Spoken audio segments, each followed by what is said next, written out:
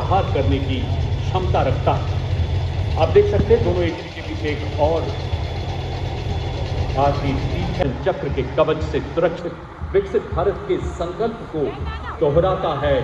सुदर्शन खरगा चक्र एवं नवस्त्र एटी हवा व समुद्र से वार करने में सक्षम दुश्मन के एयरबस, रडार और बंकर को मिनटों में खाक कर सकती है। स्वदेशी संस्करण है। 40 किलोमीटर तक सटीक एवं विनाशकारी लेस वाहन पर एंटी ड्रोन हथियार भी लगाए गए हैं। 2047 तक विकसित राष्ट्र के लक्ष्य की ओर तीव्र गति से अग्रसर है। गणतंत्र दिवस 2026 की परेड प्रतिबिंब है आत्मनिर्भरता की इसी संकल्प सिद्धि का, जब हमारी सेनाओं की तीव्र शक्ति एक integrated multi domain joint operations के माध्यम से हर मोर्चे पर तैयार है, तत्पर है, जिसे ऑपरेशन सिंदूर में पूरी दुनिया ने देखा है। देवियों सज्जनों, आज का परेड अद्भुत है, जहां आप ऐसा नजारा देखेंगे जो अपने गणतंत्र के इतिहास में कभी नहीं देखा होगा। आप देखेंगे किस प्रकार भारतीय सेना की विभिन्न इकाइयां संगठित होकर 25 सितंबर 2025 को बडगाम के करालपुरा गांव से सटे बाहरी इलाके में आतंकवादियों के होने की पक्की खबर मिलने पर तलाशी अभियान चलाया गया। तलाशी अभियान के दौरान करालपुरा गांव के बाहरी इलाके में पहुंचते ही हवलदार बहादुर सिंह की टुकड़ी पर आतंकवादियों ने अंधाधुंध गोलीबारी शुरू कर दी। हथियारों से लैस 5 आतंकवादी सिंह की टुकड़ी पर लगातार फायरिंग शुरू प्रहार किया और पहले 2 आतंकवादियों को मार गिराया और अंत में तीसरे आतंकवादी को भी मौत के घाट उतार दिया।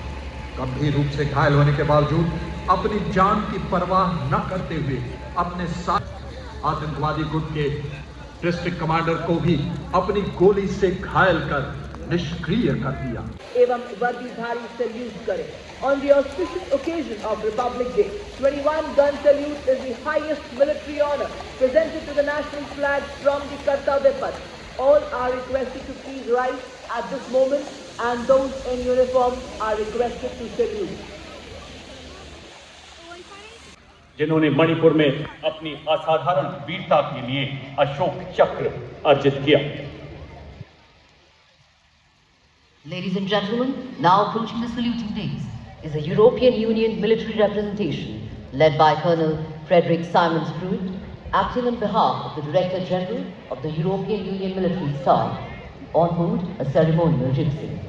The right side gypsy, aligned alongside the second ceremonial gypsy, carries the flag of the European Union, symbolizing the institutional unity of the 27 EU member states, alongside the flag of the European Union military staff, the permanent military body within the EU's institutional framework for security and defence, of EU Naval Force Atlanta and EU Naval Force Aspides, the 2 European Union naval operations conducted under the EU लोगों को एवं उनके युद्ध में भूमिका को दर्शा रहा है। इस फॉर्मेशन में सबसे पहला दस्ता 61 कैवलरी रेजिमेंट का। रेजिमेंट ने 1918 में पहले विश्व युद्ध के दौरान हाइफा की लड़ाई में तुर्कों के खिलाफ भालों और लांस से लैस तोपों व भारी गोलाबारी का सामना कर शत्रुओं को हराकर अपनी वीरता, शौर्य एवं अदम्य साहस का ऐसा परिचय दिया जो आज भी हम सबके हृदय में जीवित है। जी हाँ, 61 के पश्चिमी सीमाओं पर ऑपरेशनल रोल में सक्रिय है। रेजिमेंट रणनीतिक स्थापनाओं की सुरक्षा और सूचना एकत्रित करने के कार्य में निपुण है। रेजिमेंट सीमावर्ती क्षेत्रों में लंबी दूरी अर्जुन अवार्ड हासिल करने का गौरव प्राप्त है। इस दस्ते सबसे पहले हाई मोबिलिटी रिकॉन्नेसेंस जानकारी देते हैं, म्यूचुअल सपोर्ट देते हुए निर्धारित लक्ष्य को बर्बाद करने की पूरी तरह से काबिलियत रखते हैं। दुश्मन को ड्रोन निष्क्रिय करने के लिए इस वाहन पर एंटी ड्रोन हथियार भी लगाए गए हैं।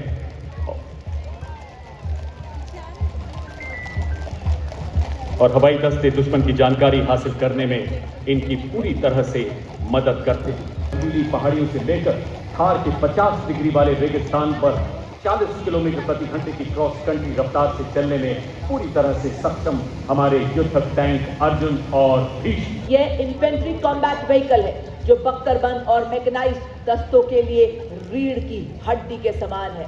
यह दुश्मन के टैंक्स को नष्ट करने में पैदल सेना को युद्ध क्षेत्र में सुरक्षित रूप से सक्षम है।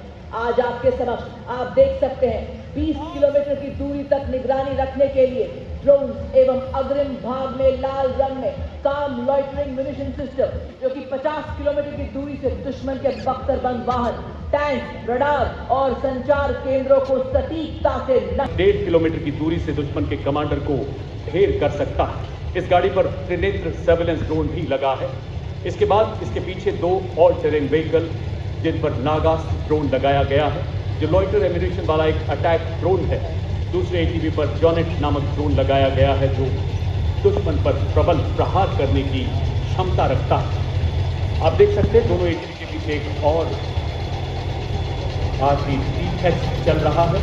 इन सैनिकों ने खास किस्म के भारत में निर्मित चश्मे पहने हुए हैं, जिन्हें फर्स्ट पर्सन व्यू ड्रोन कहा जाता है, जो दूर से दुश्मन को देखने में मदद करता है।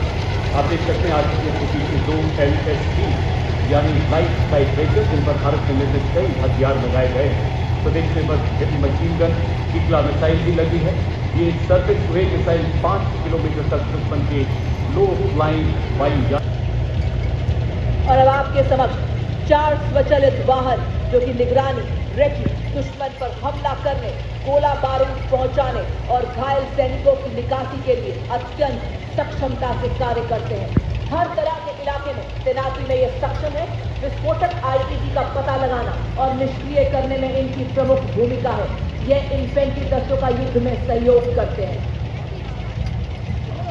आर्टिलरी यानी तोपखाना आत्मनिर्भरता और आधुनिकीकरण की ओर तेजी से अग्रसर है। नई पीढ़ी के स्वदेश निर्मित मानव रहित सशक्त बनाया गया है। इनमें लगाए गए स्वॉर्म ड्रोन, टेथर ड्रोन तोपखाने की फायर क्षमता को और बढ़ा रहे हैं। आप देख सकते हैं 2 वाहन आगे बढ़ते हुए। इसमें harrow, mini harpy, piece keeper, sky striker सहित एरियल लॉइटरिंग म्यूनिशन को और प्रबल बनाया गया है। ऐसे ड्रोन जो शक्तिमान रेजिमेंट की मारक क्षमता को 201,000 किलोमीटर तक ले जाने का संकल्प है भारतीय सेना का। दिव्यास्त्र में मैप्स लगा है, जो 25,000 फुट तक उड़ सकता है। और इनके पीछे भारत की स्वदेश मारक क्षमता की टंकार, धनुष तथा अमोघ ऐसी तोपें जो बोफोर्स का उन्नत स्वदेशी संस्करण है। 40 किलोमीटर तक सटीक एवं विनाशकारी प्रहार करने में सक्षम, 15 सेकंड में 3 गोले दागने की क्षमता और दुश्मन की जवाबी कार्रवाई से बचने के लिए तुरंत अपनी पोजीशन बदलने में माहिर है भारत का धनुष। अमोघ स्वदेशी रूप से डिजाइन की गई ऐसी एडवांस क्रूज गन, जो 48 किलोमीटर की मारक क्षमता रखती है। ब्रह्मोस मिसाइल है भारत का गर्व और है ऑपरेशन सिंदूर का ब्रह्मास्त्र। जी हाँ देवी और सज्जनों, आपके समक्ष दुश्मन पर प्रहार करने के लिए तैयार सुपरसोनिक क्रूज मिसाइल ब्रह्मोस, जिसको किसी भी परिचय की जरूरत नहीं, क्योंकि हमारा शत्रु इन मिसाइल की मारक क्षमता का विस्तृत विवरण दे सकता है, क्योंकि उसने ही पिछले वर्ष इसकी मारक क्षमता का स्वाद लिया है। ध्वनि की गति से 3 गुना तेज, जमीन, हवा व समुद्र से वार करने में सक्षम दुश्मन के एयरबस, रडार और बंकर को मिनटों में खाक कर सकती है। 800 किलोमीटर की मारक क्षमता से सुसज्जित। उसी के साथ आप देख सकते हैं नवीनतम एवं अनुजा universal rocket launcher system Suryastra. वायु रक्षा के 2 प्रचंड हथियार, आकाश हथियार प्रणाली तथा medium range surface to air missile. Akash स्वदेशी रूप से विकसित, जमीन से हवा में मार करने वाली ऐसी मिसाइल जो 150 किलोमीटर तक हवाई क्षेत्र की निगरानी करने में और 25 किलोमीटर तक शत्रु के विमानों को ध्वस्त करने में सक्षम। अब 300 किलोमीटर की निगरानी, 70 किलोमीटर की युद्ध क्षमता रखती है। और अब सलाहनी मंच के सामने artificial intelligence, robotics, 3D printer एवं क्वांटम कंप्यूटिंग जैसी अत्याधुनिक तकनीकों को अपनाकर सैन्य नवाचार और युद्ध क्षेत्र में रूपांतरण में एक क्रांतिकारी छलांग का प्रतीक ड्रोन शक्ति। यह युद्ध के निकट ही ड्रोन के निर्माण, रखरखाव, मॉडिफिकेशन, रिपेयर एवं निरंतर संचालन को सक्षम बनाती है। और आप देख सकते हैं इसमें एडवांस आर्मर ड्रोन, बाज, सुदर्शन, खरगा चक्र एवं नवस्त्र AP-1। अगला वाहन मंच की ओर अग्रसर इंटीग्रेटेड ऑपरेशन सेंटर। माननीय प्रधानमंत्री जी के शब्दों में ऑपरेशन सिंदूर एक सैन्य कार्रवाई ही नहीं, बल्कि हम भारतीयों की भावनाओं की अभिव्यक्ति है। और देशवासी चट्टान की तरह सुरक्षा बलों के साथ दुश्मनों के सामने डटा रहा।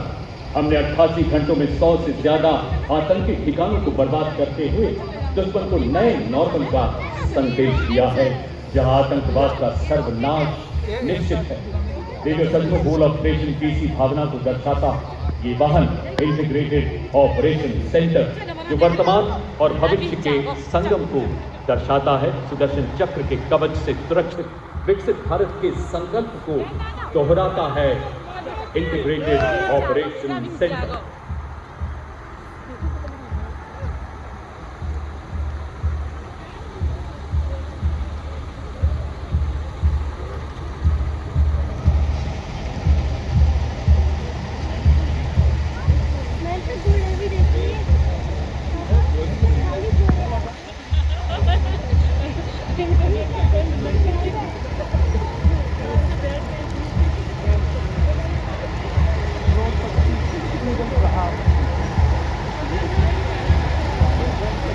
और देवी और सज्जनों, अब आप देखेंगे हमारे हिम योद्धा जो लद्दाख से अरुणाचल प्रदेश तक फैली हिमालय की चोटियों के सजग प्रहरी बड़ी शान से थोड़ी ही देर में अपनी उपस्थिति दर्ज कराएंगे।